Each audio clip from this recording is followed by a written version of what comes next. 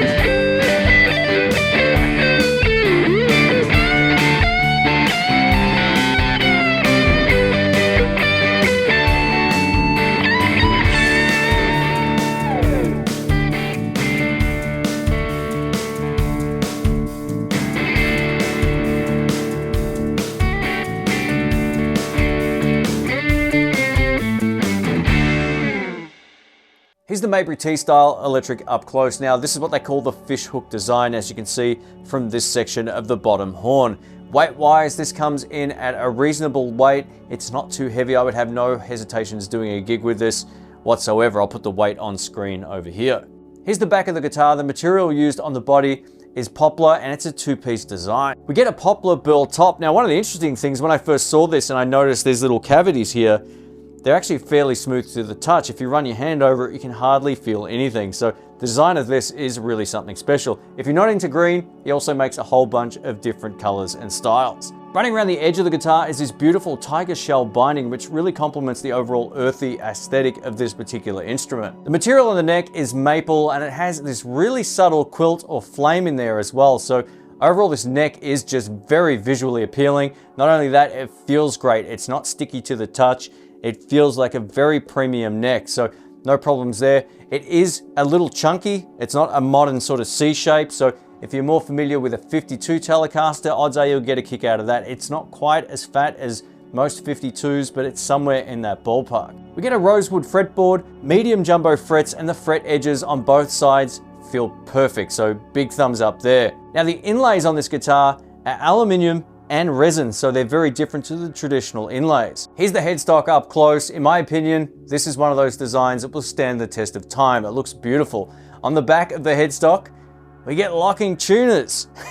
Awesome. So no problems with tuning stability whatsoever. One of the reasons this has that classic Telecaster twang is we get a set of Fender made in Japan 1980s single coil pickups for a Tele. That's right, these are actual Fender pickups. We get a three-way toggle switch here, so you can go between neck, both pickups, and bridge, a volume control, and one tone control. The volume and tones both respond beautifully, and I'll showcase a little bit of that in this video. We get a string-through body on this ashtray design, and a set of brass saddles, which are my personal favorite. Let's start off with some basic chord stuff. I'm going to cycle through each of the pickups on the clean channel of my Fender Blues Deluxe. Here we go.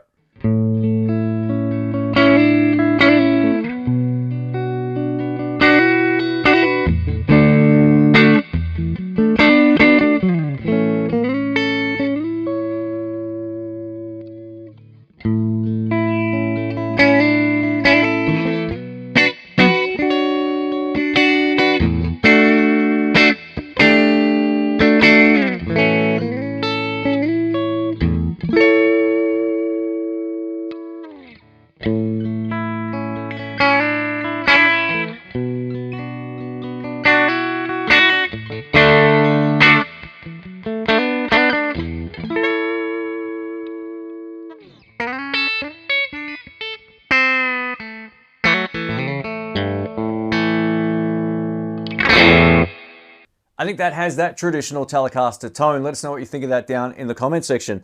What I'm going to do now is cycle through each of the pickups again, clean, but I'm going to play with more of a finger style approach. Here we go.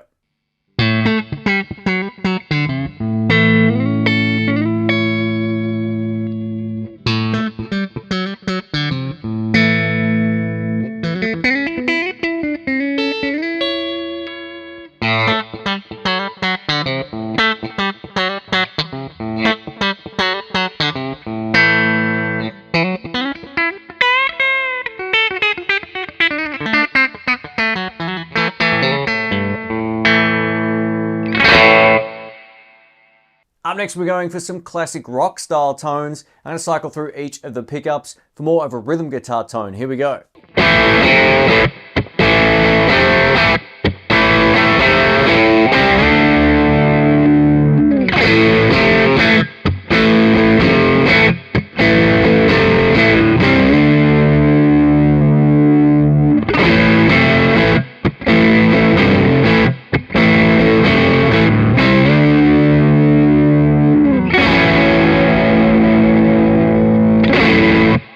Let's stack a second overdrive onto the tone now, and what you're about to hear is me starting with the volume control just down slightly from maximum, and then I'll turn it back up so you can get a sense of the dynamics you can get out of this Tele.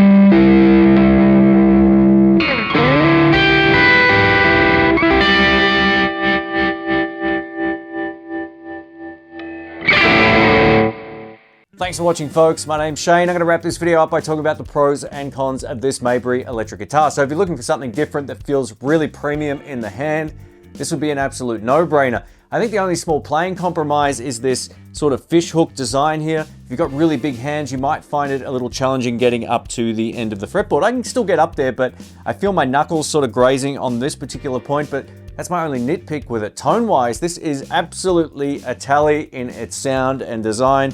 The neck feels amazing. The locking tuners have worked great. I've had no problems with tuning stability or anything like that. Now, if you're a super high gain player, for example, if you're playing metal or something like that, obviously this wouldn't be the choice. These pickups can squeal, especially on the neck pickup with a lot of gain. But what I showed you in this video is the maximum amount of gain you can sort of push into an amp at gig volume right behind you before it takes off or does anything funny. So if you like those tones, this guitar can cover that without any problems at all. I really love the clarity of these pickups. The neck pickup has all the snap in the world. It's just an essential anytime I'm looking for a Telecaster to have a neck pickup with a bit of chirp, and this one has that. And the neck feels amazing in the hand. This is every bit as good as any other Telecaster here at the house. It's a really premium feel, and I have no hesitations recommending this for someone looking for something a little bit different. Now, if this is too loud for you, this particular color or whatever, Jason makes a great assortment of guitars in different colors and shapes, so check out his website down in the description. Again, Jason, thank you so much for sending this out. It's a beautiful guitar. I've already had a chance to use it on a few videos prior to this, and if you want to hear it in the context of different stuff, I'll link those videos up in the cards. But check them out. Thanks again for watching. Catch you soon. See ya.